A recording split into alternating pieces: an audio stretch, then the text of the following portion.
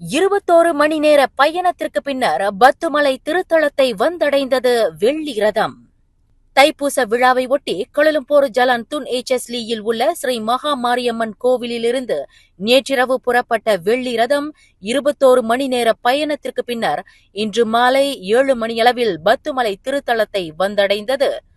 பத்துமலை தைப்பூச வரலாற்றில் ரதம் நீண்ட நேரம் பயணம் செய்து ஸ்ரீ சுப்பிரமணியர் சுவாமி கோயிலை வந்தடைந்தது இதுவே முதல் முறையாகும்.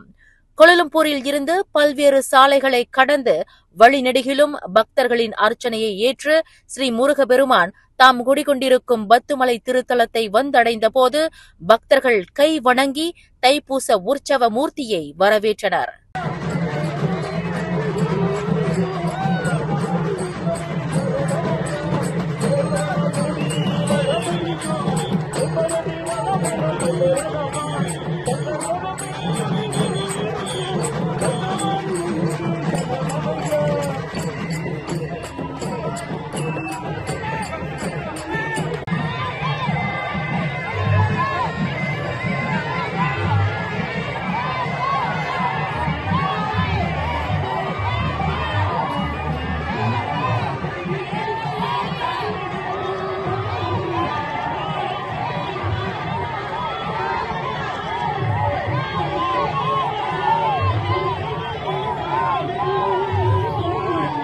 வெள்ளி ரதம் பத்துமலை திருத்தலம் வந்தடைந்ததும் அருள்மிகு முருகப்பெருமான் வள்ளி தெய்வானை சமேதராய் சுவாமி மண்டபத்தில் எழுந்தருளி பக்தர்களுக்கு காட்சி அளித்தார்.